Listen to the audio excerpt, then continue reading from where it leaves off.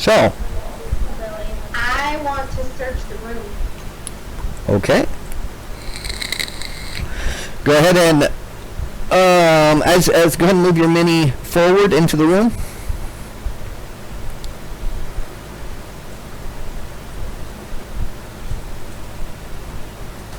And everybody roll initiative. The moment you step into the room, the skeletal bones begin to rattle and shake, and the bones begin to rise, and then before you see these 3 skeletal archers standing ready to attack. So let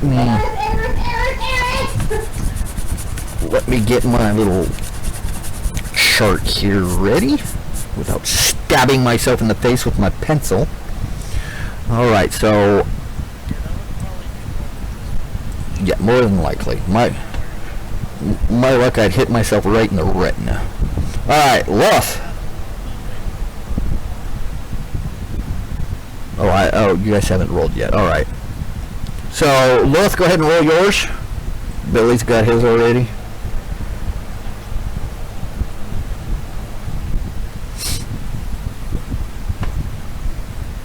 Hang on, I'm looking over my weapons here. Okay.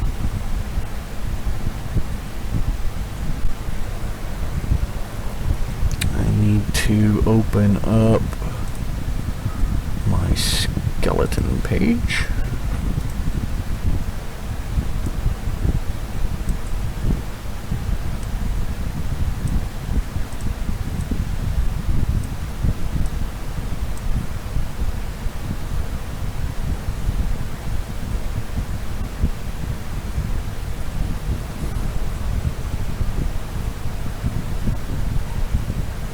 Okay, so I don't understand. One of my spells is like thaumaturgy.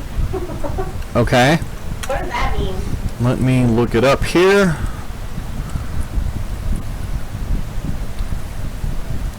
If you had to ask me this like 6 months ago, I would have known it, but I haven't run in so long. I don't have a very good memory for this stuff. You manifest a minor wonder, a sign of supernatural power within range. You create one of the following magical effects within range. You may cause your voice to boom up to 3 times as loud as normal for a minute. You can cause flames to flicker, brighten, dim, or change color for a minute. You may cause harmless tremors in the ground for 1 minute. You may create an instantaneous sound that originates from a point of your choice within range, such as a rumble of thunder, the cry of a raven, or ominous whispers. You may instantaneously cause an unlocked door or window to fly open or slam shut. Well, that would have been helpful a few minutes ago. You may alter the appearance of your eyes for 1 minute. If you cast the spell multiple times, you can have up to 3 of its 1 minute effects active at a time, and you can dismiss such effects as an action. So, nothing really overly useful in combat, but it's just like little tricks that you can do. And what about Blade Ward? Okay, Blade Ward.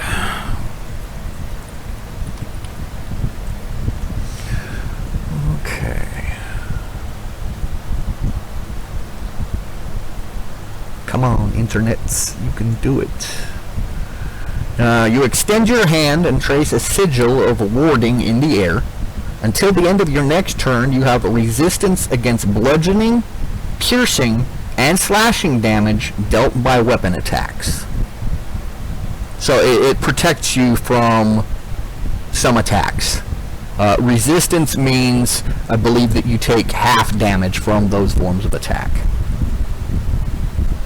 Okay, so I'm standing in this teeny tiny room, and these 3 skeletons decide to just jump up and say hi. Yes, they're going to greet you quite energetically. The spell takes 1 action to cast, but it lasts for 1 round. And it is a cantrip, so that means it's basically a 0-level spell, so it's not going to cost you any of your spells per day type thing, I believe. Okay. Okay, so really quick, Lilith, did you roll initiative? Are you gonna roll one or not? Hang on, we Is Dad being lazy? a little bit.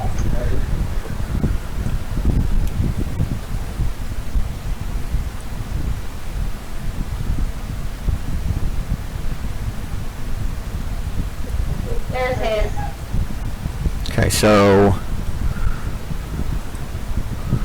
12 for Lilith. Paige.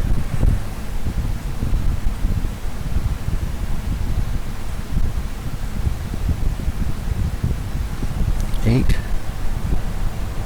Norama.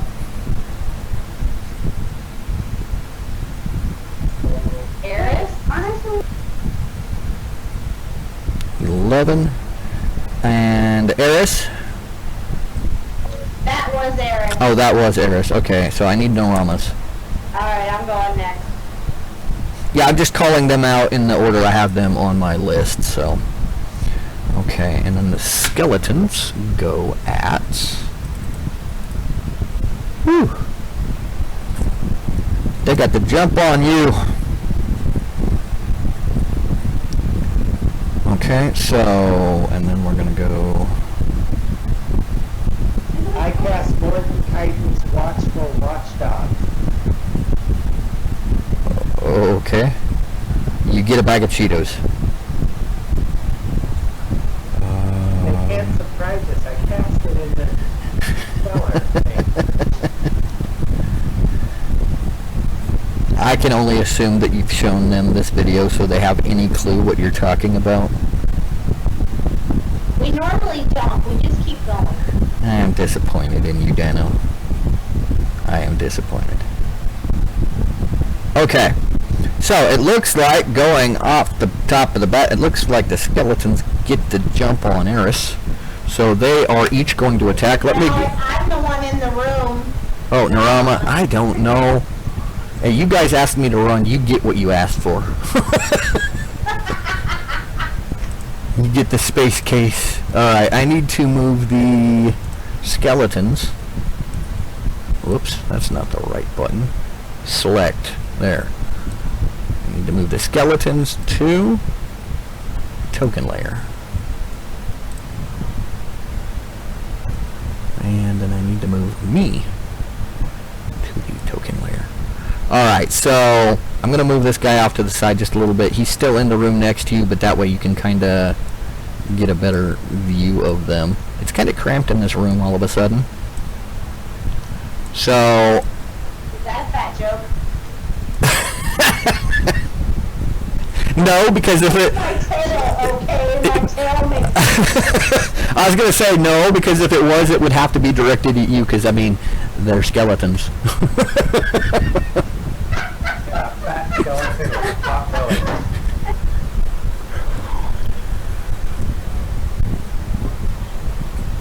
Alright, so the three skeletons are going to attack you.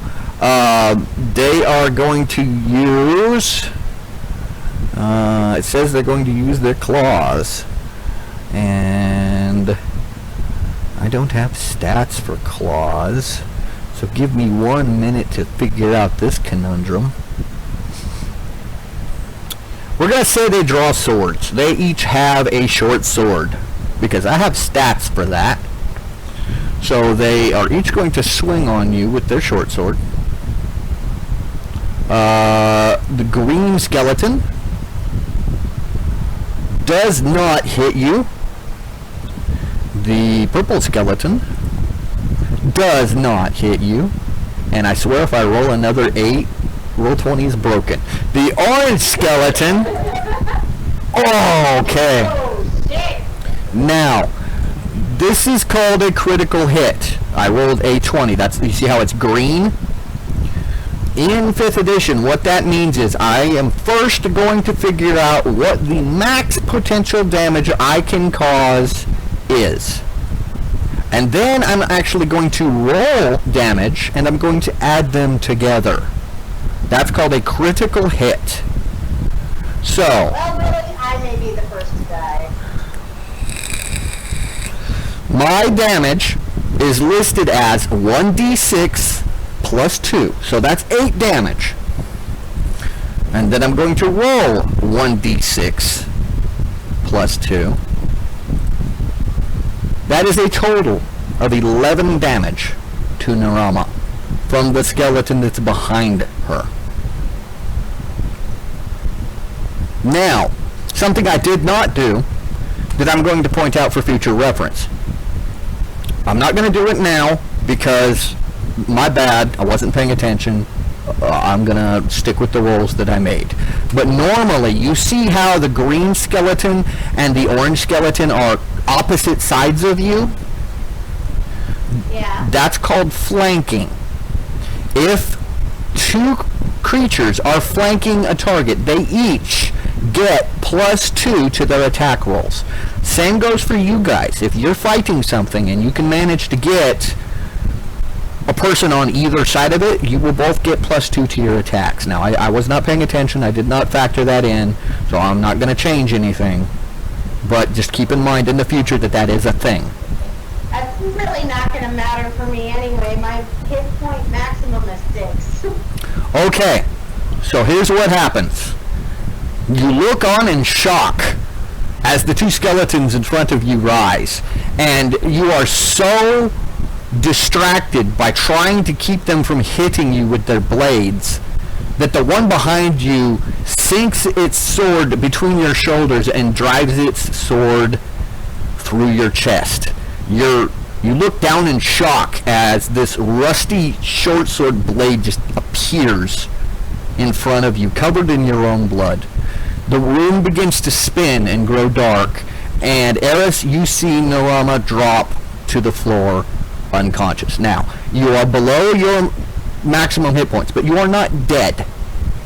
What's going to happen is, on your next turn, when I get back to you, I'm going to make you make what's called a death save. So you will roll a d20, and you will add your Constitution bonus. You don't add? Well, that sucks. Okay, so you'll roll a d20. Now the target's 10, right? Okay, so if you roll a 10 or higher, yeah. When the time comes, I will have Tyler walk you through it. The point is, if you fail 3 death save levels, your character dies. If you succeed at 3 death saves first, you stabilize, which means you just lay on the ground unconscious and you're no longer dying. So you still have a chance to survive.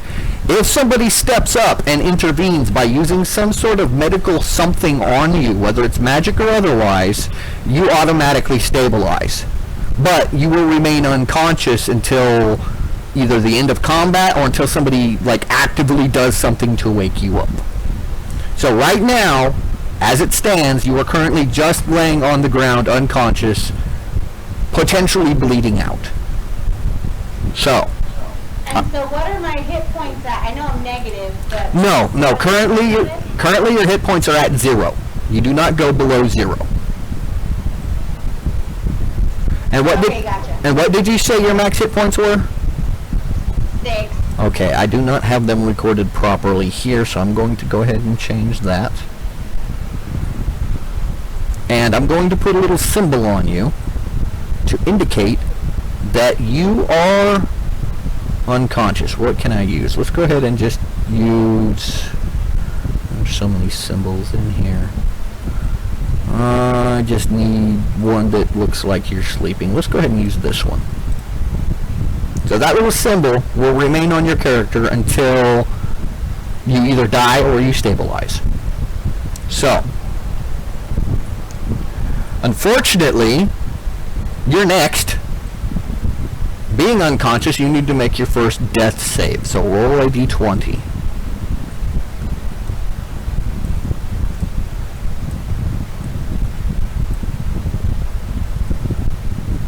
That was it, 13. Okay, so take note that you have made 1 success. You need 2 more to stabilize.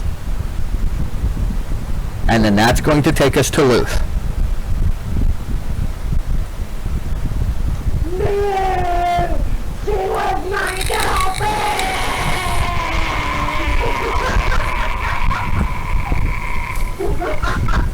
Now,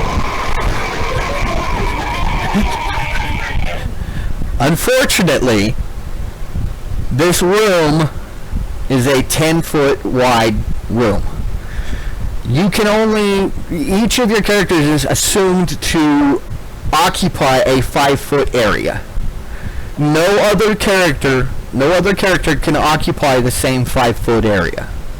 So, unless somebody drags Narama's unconscious body out of the room, there is no room to stand in the room and attack these skeletons. So you'll have to stand in the doorway and attack, which is where Eris is at, or you will have to actually drag Narama out.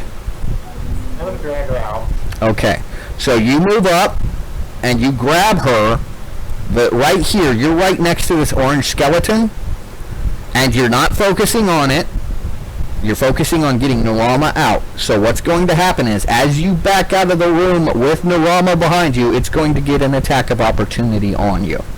So it's just going to swing its sword at you, and we'll see what happens. So it gets +4 to hit. And your armor class is 17, so it comes close. But you manage to kind of duck out of the way, and you use your turn to pull Narama out of harm's way. That will be your turn. Eris, you are now standing, confronting 3 short sword wielding skeletons, who now no longer focused on the unconscious Narama or the no longer visible Luth, are now staring at you. Is lightning effective on these guys, or? Condition that they are immune. Normally I would not tell you this because your characters wouldn't know, but since this is technically your first session, I'll be lenient. Skeletons are vulnerable to bludgeoning attacks. They are immune to poison. They're also immune to being exhausted. And all weapons that are not bludgeoning do half damage. So you can use lightning on them, but unless it's magical lightning or it's a bludgeoning weapon, you're not going to do full damage. Just, to represent the lack of skin and muscle tissue and so forth. So, Technically, a dragon is magical. Technically, no, you're not a dragon. They're not dragons. Yeah, they are. They're draconian. They're dragon. They're dragon-born. They're not full dragons. What are you gonna say, Gilbert? so I can use my swords then? Yes, you can use your swords. Again, since they're not bludgeoning, they're only going to do half damage. But you can use them.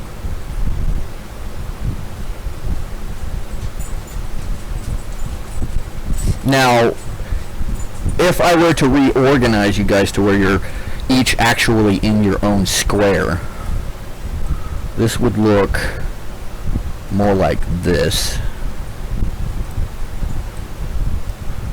So, from where you're standing, you can attack the orange skeleton without moving from where you're at.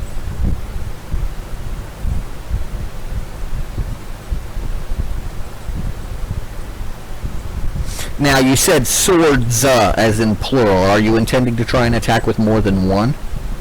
Yes, I've got 2 short swords. Okay, now,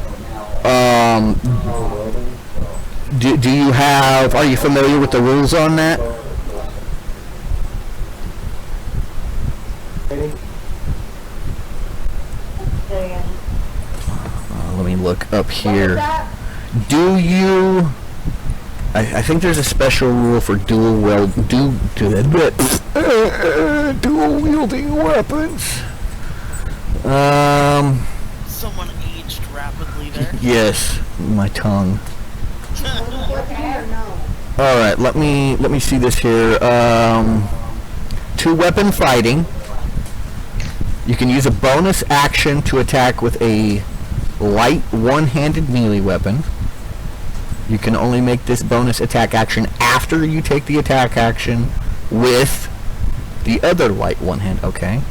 The caveat of the bonus attack made with the offhand weapon is that it doesn't include your ability modifier to its damage. Besides this, it's the same as any other weapon attack. So, what you're going to do is you're going to have a weapon in your main hand and a weapon in your offhand. You're going to attack with the main-handed weapon as normal. When you attack with the secondary weapon, you are not going to add... Actually, I found that I have a hammer in my backpack. Can I use that? Yes. Okay, so when you attack with the hammer... Oh, is it a one-handed hammer or a two-handed? It doesn't specify. It's just a little hammer, like a tool? Okay. So yeah, the only thing is when you attack with the hammer in your offhand, when you roll damage, you're not going to add your strength bonus or anything to it. You're just going to roll the straight damage of the hammer. And if it is just a regular hammer, I think that's D4, but let me make sure that is what the internet is for. Light hammer. Yes, that is a D4 damage bludgeoning. The good news is with that weapon, even though you don't get your strength bonus to the damage, you will do full damage with it because it is a bludgeoning weapon. So, first of all, what weapon do you have in your main hand?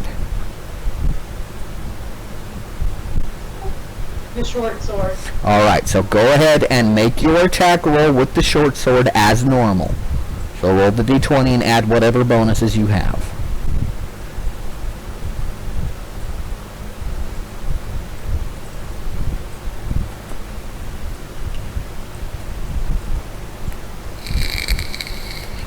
Alright, that most definitely strikes the skeleton. So now, go ahead and roll damage for that weapon.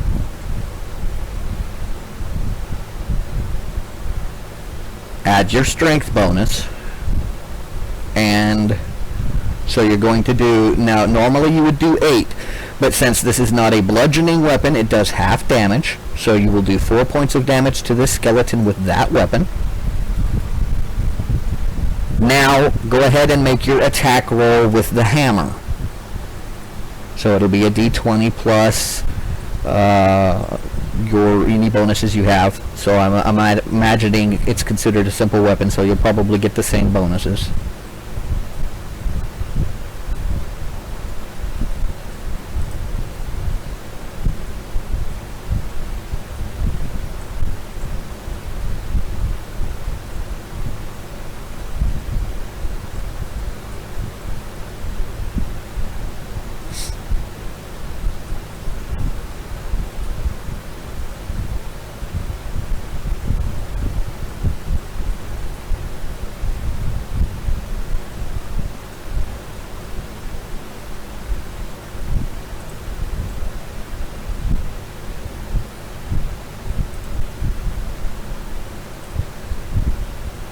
So the damage for the hammer is a D4 and then the plus... Oh, wow, I'm sorry.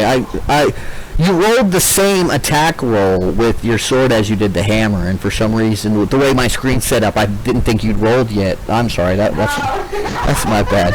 So yeah, you hit with the hammer, so you're going to roll a D4, but you do not add your strength, you don't add your strength bonus to it because it's in your offhand. So nothing is added, just the D4? Just the D4. What about the proficiency with simple weapons? I don't know. Is that added to damage? I don't remember. Yeah, sure, why not? Yeah, so go ahead and add your proficiency. Just don't add your strength bonus. Okay, so there's another 3 points of damage. And it takes all 3 points of that damage. So, you unleash your fury on this skeleton, and you snap away a couple of its ribs, and your hammer leaves a nice big crack in the skull. I'm gonna say that its left arm falls off. You do quite a bit of damage. The skeleton is in very bad shape. Unfortunately, it is still standing before you with its short sword brandished. So that is going to take us to Billy. So, if I recall, if something takes a bonus action, that still leaves me free to do something that uses a normal action.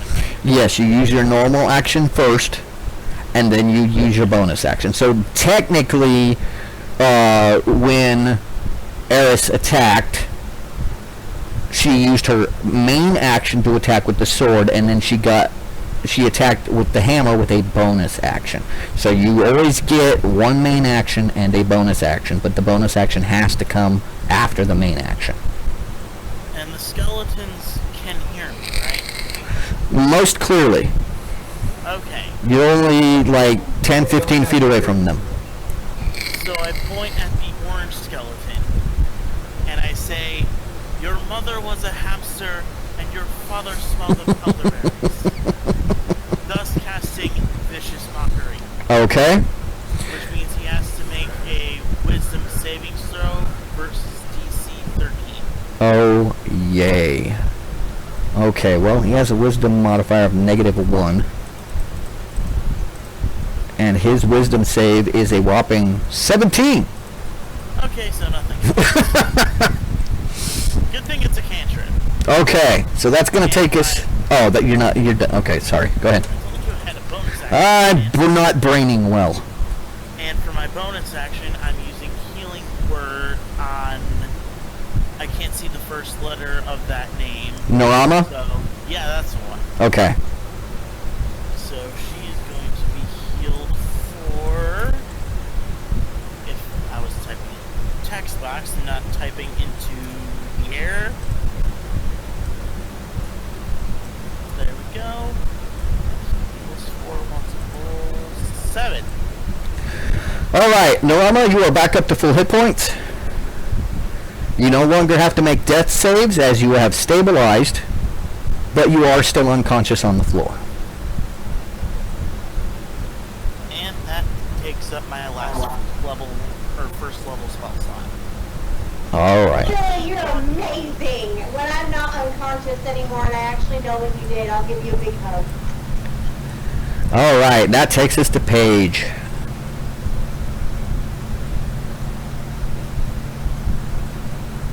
I'm so cool. Like, what can I do? Well, you are fully aware that combat is occurring down here.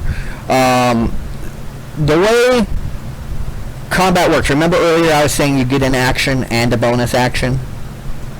You also get a movement action, which you can use before or after your attack. So your movement is 30, right? Or no, yours was 25? Yeah, hers is 25. Okay, each one of these squares is 5 feet. So you can move across the room, counting each square as 5 feet, up to your movement rate.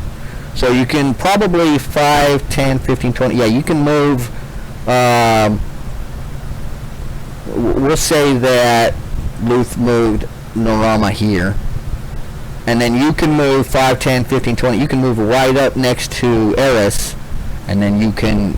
That would be your movement action. And then you can use your attack action and your bonus action as you like. Now, standing here, you'll be able to see the orange and the purple skeletons, but you won't be able to see the green one. And I'll go ahead and say that if you stand there, you'll be able to attack the orange skeleton with your melee weapon, but in order to attack the purple, you'd need a ranged weapon. So would you like to move down next to Eris? Yeah. Okay, so I'll go ahead and move you down there. And would you like to attack the orange or the purple? Remember, purple needs ranged. Okay. How are you going to attack the orange skeleton?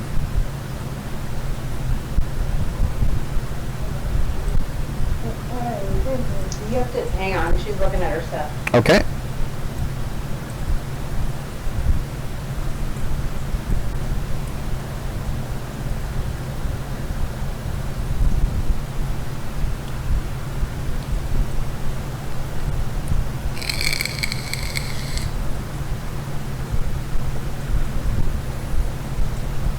Yeah, my problem with the 5th edition is I've played so many different editions of D&D that sometimes I get confused as to which rules are for which. And like, I'm still untraining myself from the last edition. And when we played tabletop regularly, I had most of it down, but it's been a while, so I've kind of forgotten some stuff. And the other part is I've always been one of those dungeon masters that I have to focus on everything else in the world and keeping track of everything, that I kind of leave it up to you to figure out how your characters work. And, you know, if you have a spell, you know, when you say you're going to cast a spell, if I ask you, well, what exactly does that do? You should know that. I mean, I don't expect you guys to know that right now since you're new, but after a while, if you're going to use spells or abilities or whatever, I trust when I ask what that does, that, you know, when you tell me what it does, I just trust you. So I'm not overly familiar with all of the abilities of Luth's Fighter or Paige's Rogue. So I kind of have to rely on you guys to relay that information to me. Now, it's a little easier sitting here at the computer because I have access to the internet and whatnot, but yeah, we'll get there.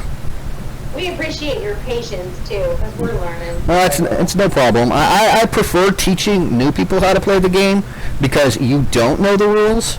So if I don't know the rules, you don't know I don't know the rules. So I can get away with a lot more. Now, when I'm at a tabletop with a group of people who know what they're doing, and I'm like, go ahead and do this. And they're like, no, actually, you're supposed to do this. Then I have to verbally acknowledge the fact that I don't know what I'm doing. Hey, fun is fun. It's Yeah, that's what I try to focus on the story and on if I don't know the rules, just using something that makes sense to keep things moving so that everyone can have a good time. I don't like getting bogged down in the rules. I like to use them when I know them. And if something keeps coming up that I don't know, I will go figure it out so that we can use it properly in the future. But in the moment, I don't want to hold stuff up and be like, all right, hold on, let me go look, you know. So Paige is attacking with a long sword. she has a short sword, I think. A short sword. She's gonna take. Okay. So that's just going to be a basic attack roll, so D20 plus your proficiency bonus, or whatever it is on your character sheet. All right, we'll be rolling that.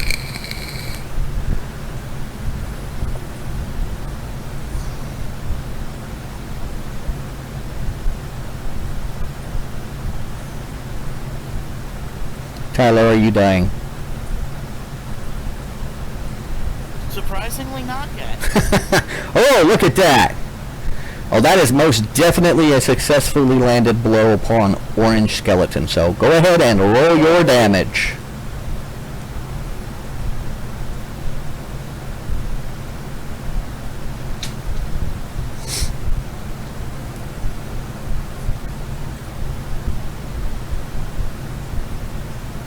Though if I ever end up in the front lines, I don't know if that's gonna remain true. So don't go up there. Alright, so 5 points of damage. Unfortunately, the short sword is a piercing weapon. So that is going to be half damage to the skeleton. So we'll go ahead and round it up and say you did 3 points of damage. Fortunately, Mr. Orange Skeleton only has 2 hit points, so you manage to rattle its bones completely apart, and it falls into a lifeless pile of bones upon the floor. So we're going to put a big old X through that guy, Yay. and he is dead. So, Do you have anything on your character sheet that says bonus action that you'd like to do? Nope. Okay. So that is going to take us back to the top of the initiative with the skeletons. Both of the remaining skeletons are going to step forward and attack. Now, standing where they're standing, each of them can potentially strike at either Paige or Eris. So what I'm going to do, to be fair, is I'm going to roll a dice. I'm going to roll a 4-sided dice. If it comes up 1 or 2, it will be Eris. If it comes up 3 or 4, it will be Paige. So the purple skeleton is going to raise its short sword and swing at Paige. And the other one is going to swing at Paige. They don't like you. They saw you kill their friend, and they're out to get you now. No, you are. I rolled. I'm being fair. All right. So they have a +4 to hit. 1, 2, 3, Where's 4. that game where you shoot the water into the clown's mouth? You have an armor class of 13. No. Yep. 13. Okay. So the first skeleton. What's that? Paige has a 14 on the class. A 14? Why do I have a 13? Oh, I see what I did. Okay, my bad. Page 14. So the first skeleton swings at you and ouch. We'll deal with that in a minute. Second skeleton swings at you and hits. So we'll take care of his damage first. Those skeletons really do not like you. And these guys were pros back in the day, apparently. These are like veteran undead and deadlands. And I hate to be the bearer Eris of is bad watching me news. being murdered. And I hate to be the bearer of bad news, but I'm out of healing spells. So Alright, so we have 1d6 plus 2 damage. So we're just going to go ahead and take care of the regular, normal, everyday 3 points of damage from the second skeleton. So he grazes you with his sword, causing 3 points of damage.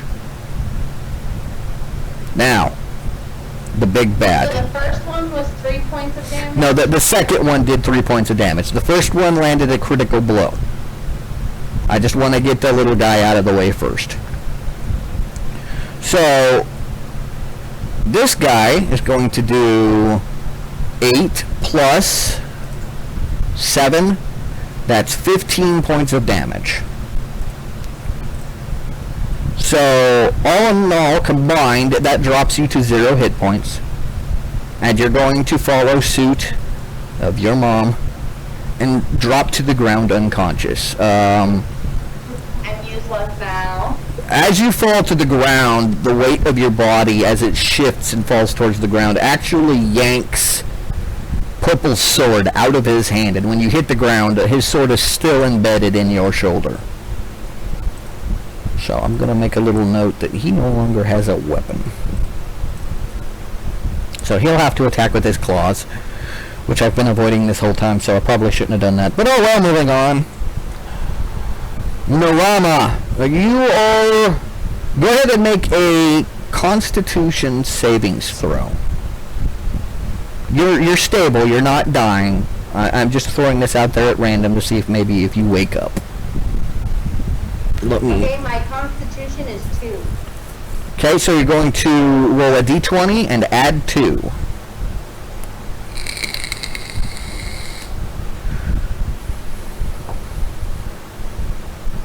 Okay, I will say that is enough.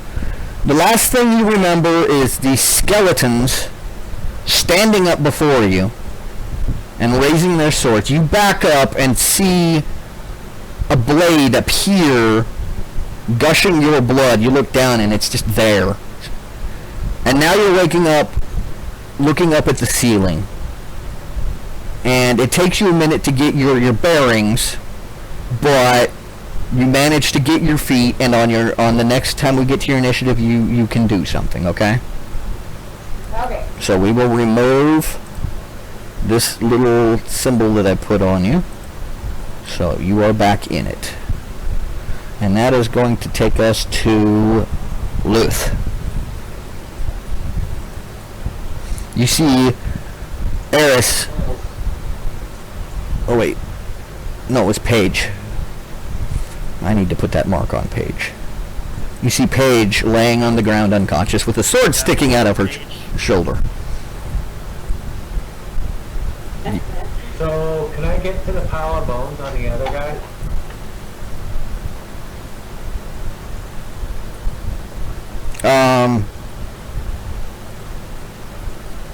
I don't understand what you mean. Are you asking, can you get close enough to attack one of them?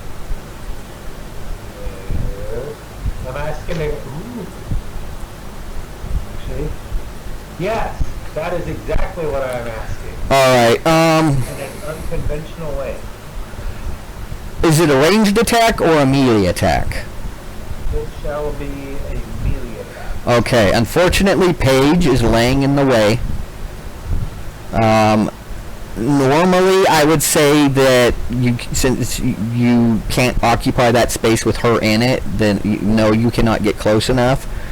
But I will make an exception because I'm a good GM. I'm a nice GM. I will say that if you take disadvantage on your attack, you can stand in the same area as the unconscious Paige and just kind of stand over her body. The reason you take disadvantage is because you're not going to be able to accomplish the footwork and the moving around that you normally would if the space had nothing in it. Can I grab the skeleton without a sword?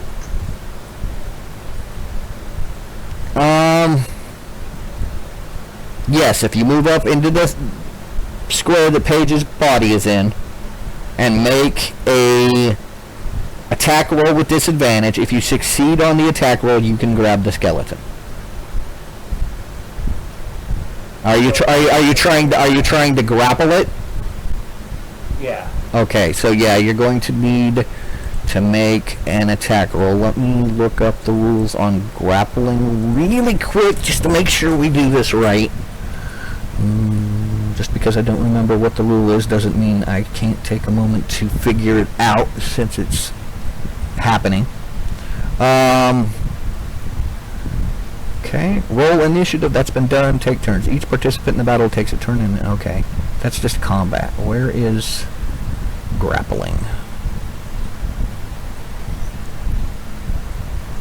Too much reading. Grapple. Just tell me how to grapple. How do I grapple? Whenever you make a melee attack, you can choose to try and grapple a dude instead. You need at least one free hand to do this. You can't grapple somebody 2 or more size categories, okay? To attempt grappling somebody, make a strength athletics check. So you're not going to make an attack roll, you're going to make a strength check, and you're going to add your athletics total to that. So, not a strength bonus? You roll a d20, and oh, that's right. 5th edition has these dual ability checks that I never use. Yeah, roll a d20, add your strength, and add your athletics. Just I guess. And then they are going to make their own strength athletics check. Did you say add strength and athletics? Yeah. Yeah, go ahead. I heard abstract and athletics. Oh my god. Did you roll a 1? Wow. Alright, you move forward with the intent I've of... been trying abstract and athletics. You move forward with the attempt of grabbing the skeleton, but you are so focused on trying not to step on Paige that you do exactly that, and you trip on Paige and face plant. That is the rest of your action. You are now prone. The pelvic bone. We'll use this symbol. So I take it I can't use my unarmed action? No, you critically fail. You face plant on the ground. You are now considered prone. Your next action will have to be untangling yourself from Paige to stand back up. So. Oh wait, you can't critically fail on a check. Only on an attack. So you're not prone. Let me get rid of that. So you move forward, and you're not as graceful as you're trying to be. And you reach out to grab the skeleton. Now it says that the skeleton in turn gets to make the same check.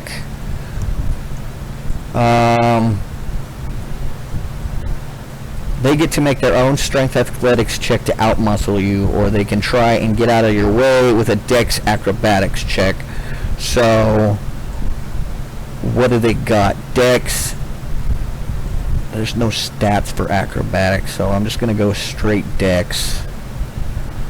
So I'm going to roll a d20 plus 2, and basically what's going to happen is if I roll higher than you, he kind of steps out of the way. And through stumbling over Paige, you don't manage to get a hold of him. If he rolls lower than you, then by some miracle, you manage to get a very tenuous grasp on him. And we will go over what that means if that happens. So first of all, I need to roll a d20. 1d20 plus his dex modifier of 2. Yeah. You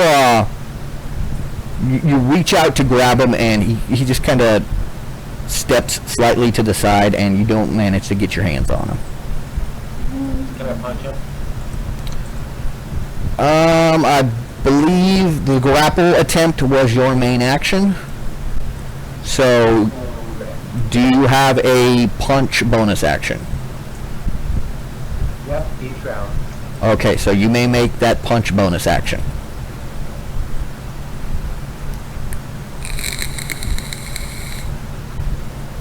This, being a direct attack roll, is subject to critical failure if you roll another one.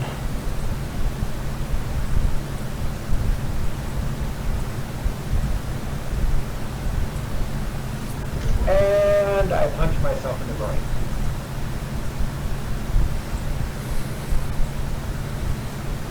No! You actually managed to land the blow. Good job. Go ahead and roll your damage. D4 plus your strength bonus.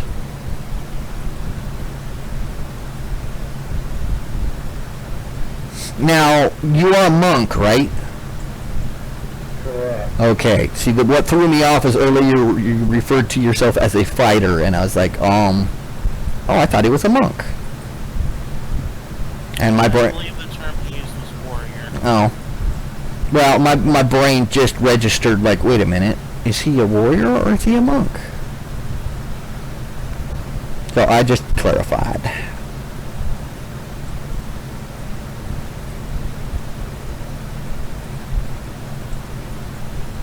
Six damage.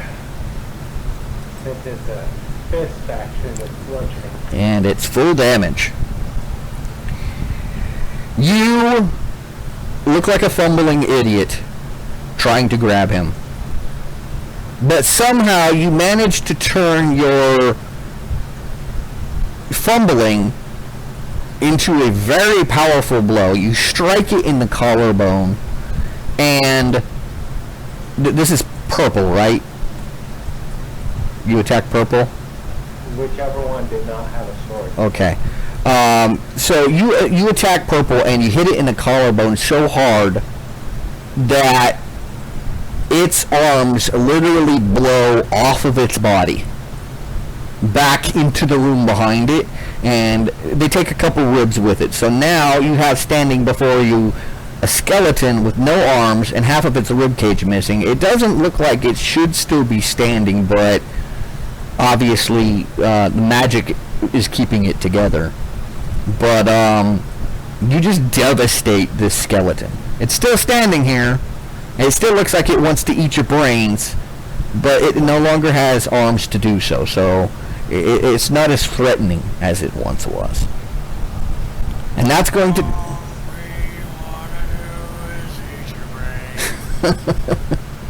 Alright, that takes us to... Zombies, not skeletons. That takes us to Eris.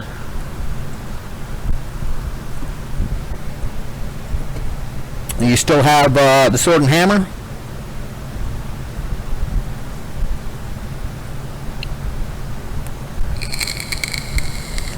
Yes, still the sword and hammer. Okay. Do you want to attack the purple skeleton who is missing lots of body parts, or the green skeleton who has not been touched yet and is still brandishing a short sword?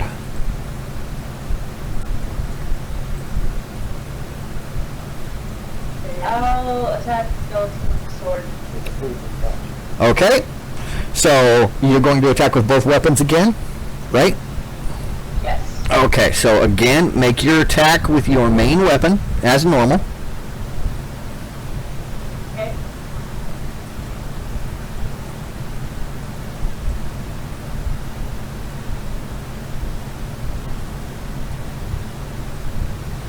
Okay.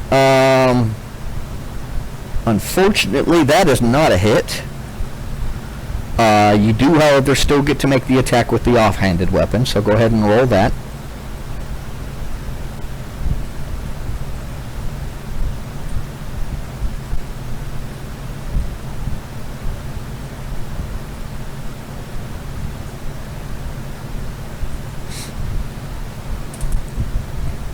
That does hit. Alright, so you're going to go ahead and roll 1d4 for the hammer.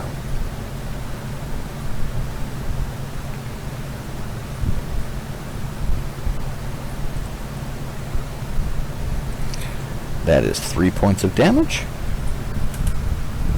Alright, you land a fairly solid blow on the skeleton with your hammer, sending small shards of bone spraying back into the room behind it, but it still seems to be fairly intact, and it is now focusing on you. And that'll take us to Billy. Now, first, Eris, would you like to remain where you are? You do have a move action that you can use. If you would like to pull back away from the skeletons, you can do so. You're not forced to stay there. Yes, I would like to pull back. Okay, go ahead and, up to your movement, move your character to where you'd like it to be. Remember, each square is 5 feet. You're just going to step back 5 feet. Okay. That's going to go ahead, and now we're going to go to Billy.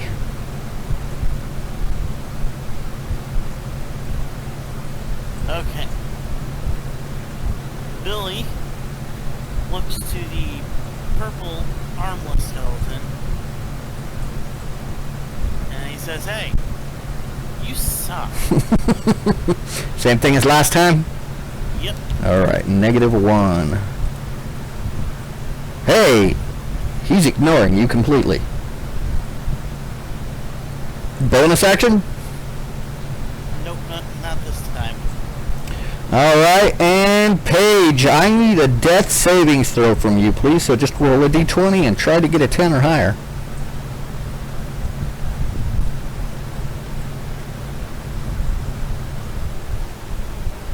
No problem. There you go. So that is 1 success. And you need 2 more to stabilize. And that's going to take us back to the skeletons. Since Eris moved back, and these skeletons are dumb. Literally, they have an intelligence of 6. The skeleton with the sword is going to move forward into the doorway to try and get a better angle on probably Luth, since he's the closest. Now, this is a good time to bring up another rule. You may, remember how I said you may not stand in a square occupying another player. You may also not stand in a square occupying an enemy. You can move through a square with an ally, as long as you don't end your turn in their square. You can move through their square. But you cannot move through a square with an enemy. The same works for the bad guys. So the green skeleton's going to move up to attack Luth, and the purple skeleton is so stupid he doesn't realize he has doesn't have arms. So he's going to move forward. He can move through his buddy's square, but he can't stop there. So he's going to move up here, and he's going to be forced to stop because he cannot move through your guys' squares. So he moves into the room, And apparently he hasn't been ignoring... Well, actually, I'll do this the same way. 1-2 is Billy. 3-4 is Eris. I gotta move this so I can actually roll. Okay, so he's going to try and attack Eris. Now, unfortunately, he doesn't have arms. He doesn't have a sword. So the only way he can possibly attack Eris, he's going to lean forward and try and bite Eris. So first, we're going to take care of the green skeleton attacking Luth. And he is fully functioning. He has a sword. So it's going to be a d20 plus 4 versus Luth's armor class of 17. And that is not a hit. And the purple skeleton is going to... I'm going to fist slap you back. the purple skeleton is going to bite at Eris, but I'm going to give him disadvantage. Because A, he's biting, and B, he's got no arms, and he's just not in a good way. So I'm going to roll 2 20-sided dice and take the lowest. Lowest. Good thing I took the lowest. So that's an 8. And then his strength bonus of 0. So he leans forward, clearly intending to bite you, and you have more than enough time to kind of like back away from him. So he snaps at the air in front of you, and that's that. So that's then going to take us to Narama. I'm not unconscious, am I? No, you woke up on your last round, and you managed to stand up. You can now actually act to what's going on. Woohoo! Right now, the only one unconscious is Paige. You see Paige laying on the ground. Luth is kind of standing over her with one foot on either side of her body as he's going mano esqueletano. If I could, I'd yell at him to move, but I'm kind of just there. So with the chill touch, can I freeze them to where they'll shatter?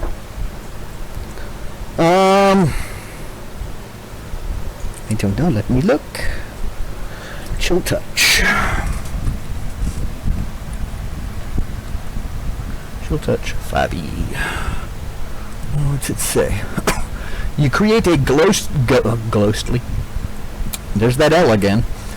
You create a ghostly skeletal hand in the space of a creature within range. Make a ranged spell attack against the creature to assail it with the chill of the grave.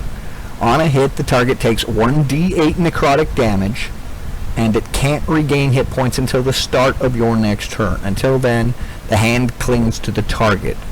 If you hit an undead target, it also has disadvantage on attack rolls against you until the end of your next turn. So, I'm going to say if you do enough damage to destroy it, then yes, we'll say that you chilled it and it just like bursts into pieces. If it's not enough to destroy it, you're going to see it freezing and it's slowing down and it's fighting against the chill.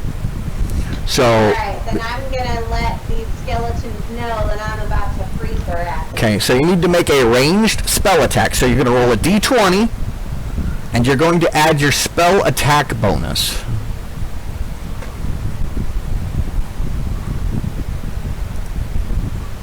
What's my spell attack bonus? Where would I find that? Let me look here. I believe it should be listed on your character sheet near your spells, but I'm... Oh, I found it. Okay, Okay. I found it. Alright.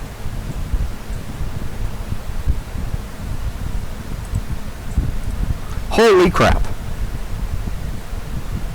Okay. Well...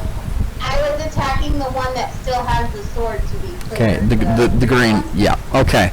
I believe there's a rule somewhere that states you can't critically hit with spells, but I'm not sure, so I'm going to give you the benefit of the doubt, and I'm going to go ahead and say that you deal twice the damage.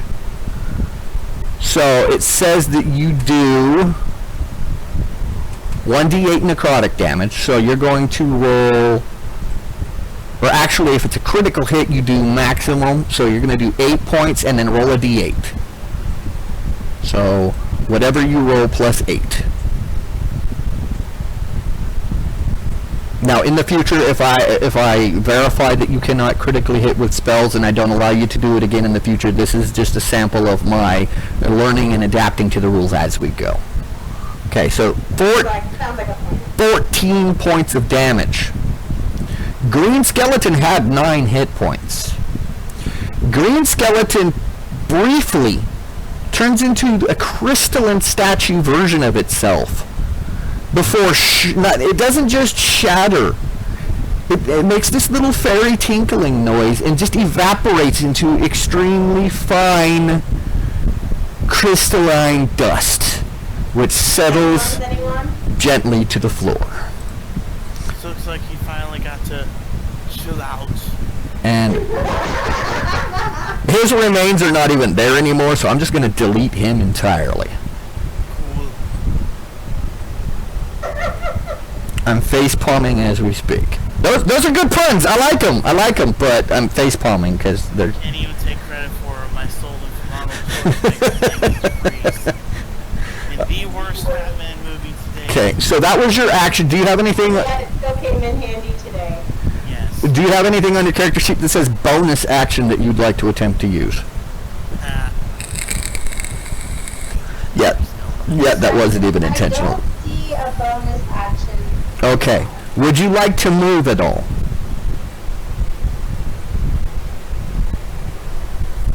Because you do still have your movement action you can use if you choose. You don't have to. Oh, I know. I was just looking around to see if maybe I should move out of somebody's way, but I don't really think I'm in the way where I'm at, so I don't think I'm going to move. Okay. That is going to take us back to Luth.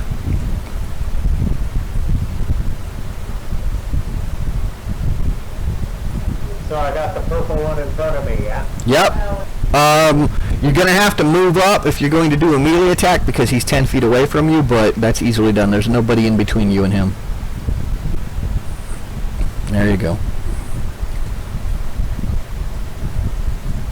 Okay. I am going to use my quarterstaff on him. All right, go ahead and make the roll.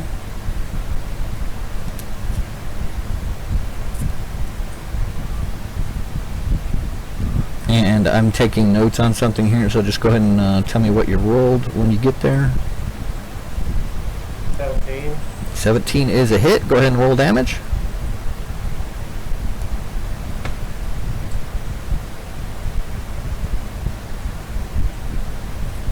And I don't normally say this, but don't forget your exes. I've been trying so hard. All right.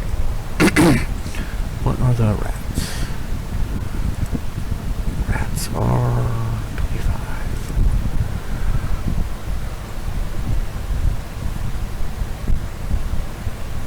25. Okay. So you deal 7 points of damage to Purple. Purple has 3 hit points left. You scatter his bones across the wall, and they land in small piles upon the floor, and he is dead. And then a delayed. Hiya! All right, so you guys managed to clear the skeletons, and And that's why I walked into the room.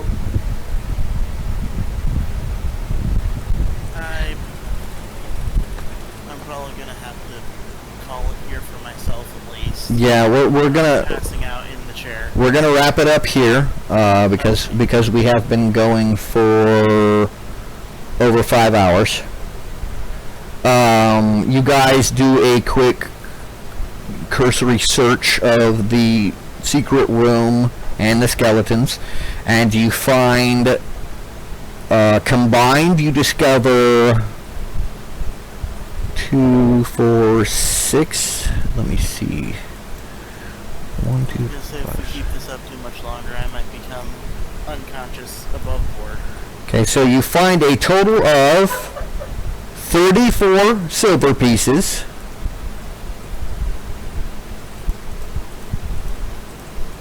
Is this each or total? Total. You can split it up as you like. You're all. So are we gonna auto stabilize Paige? Hold on just a second. You're also going to find 10 gold.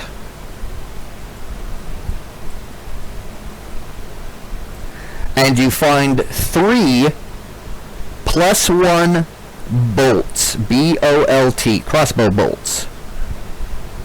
Each of the skeletons had a +1 crossbow bolt on them. You don't see any crossbows, but you definitely, they're all bolts.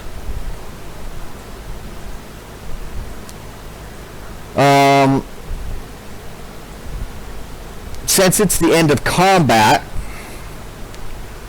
what I'm going to do, let me look at the character sheets here real quick.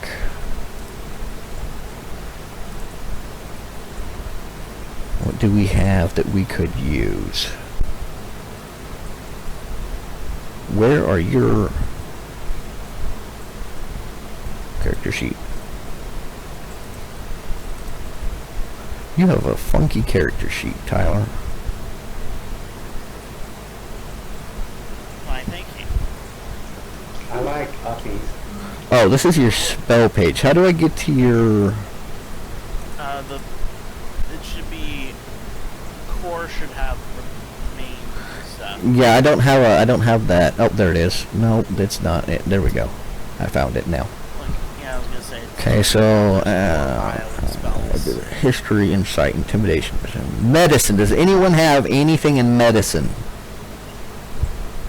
Well, you see that I don't. Well, I'm I not. have 2 in medicine. Okay, if you would like to make a medicine roll on Paige to see if you can stabilize her, I will allow it. Is that a D20? Yep, it's a D20 plus whatever you have in medicine, and if it's a proficient skill, you get your +2 proficiency.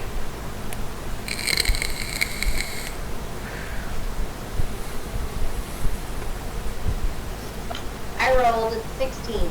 Okay, you do manage to stabilize Paige, and you manage to help her regain consciousness. So Paige, you are currently at 1 hit point. And you'll probably want to rest to get some of those back. This would be a good time for everyone to take a rest, just to introduce the rule really quick as we leave off. So let me go ahead and pull up the rule.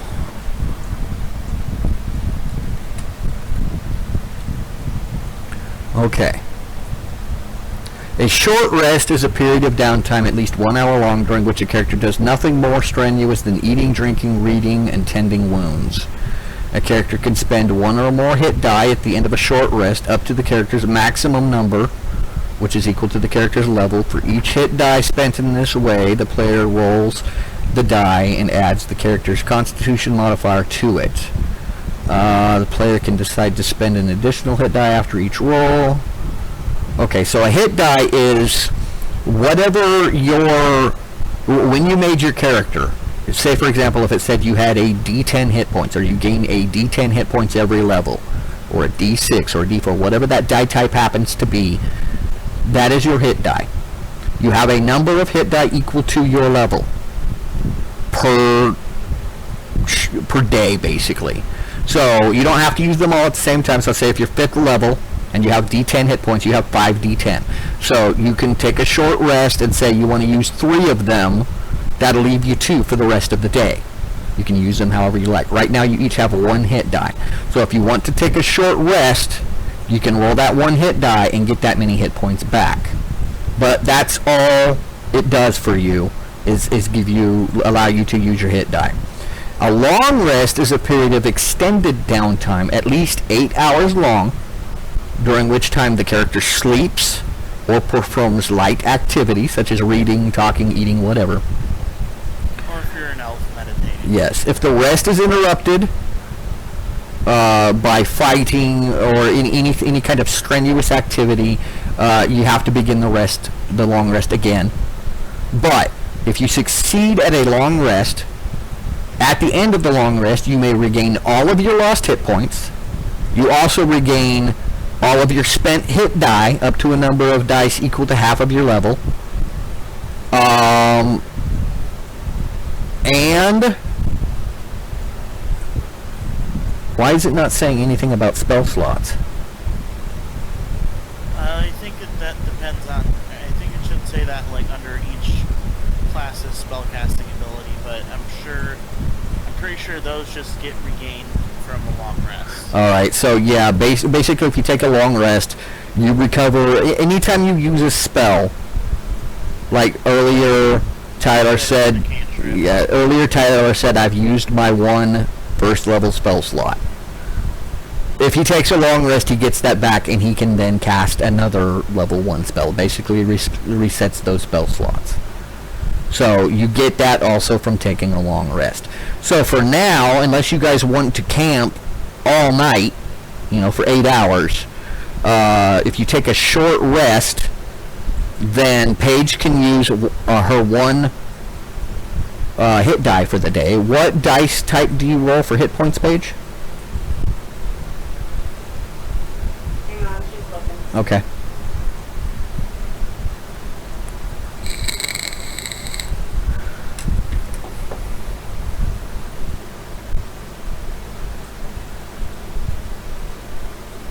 I'd probably assume a D8 because I think the only class that rolls lower than that is, I want to say, a wizard.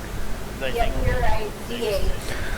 Okay, so if you want to take a short rest, basically you're going to go sit against the wall and catch your breath for, was it about half an hour? About an hour. It's an hour long. Then you can roll that D8 and regain that many hit points.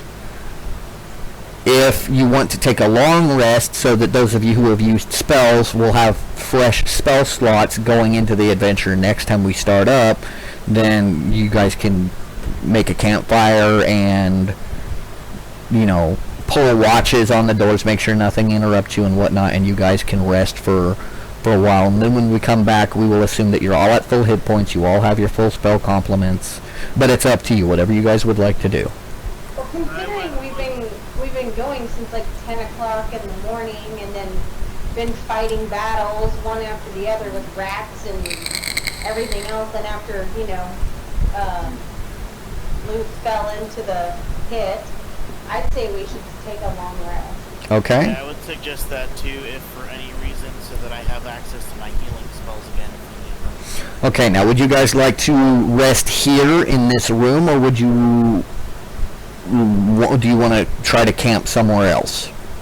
If you guys have watches, then you won't be snuck up on, but if something does happen to come into the room, that's going to interrupt the long rest. And you'll have to start them over. I don't see anywhere else safer. You can go back up the stairs, back up to that the first platform where the campfire was. That area there is large enough to make a camp in. Eris says to go up there. Anyone else? I am fine either way. Sure, let's go out there. Okay. Alright, let's I'll go take up. first watch. Less area to cover, and then with this having trap doors and everything else, I guess everybody's pledged. Okay, so I will move your tokens back up there. That way, while I'm doing this, Dan, will you please type into chat group takes long rest? Or group makes camp or something like that. That way when we come back, I remember why you're up here. And I will put you guys all up here.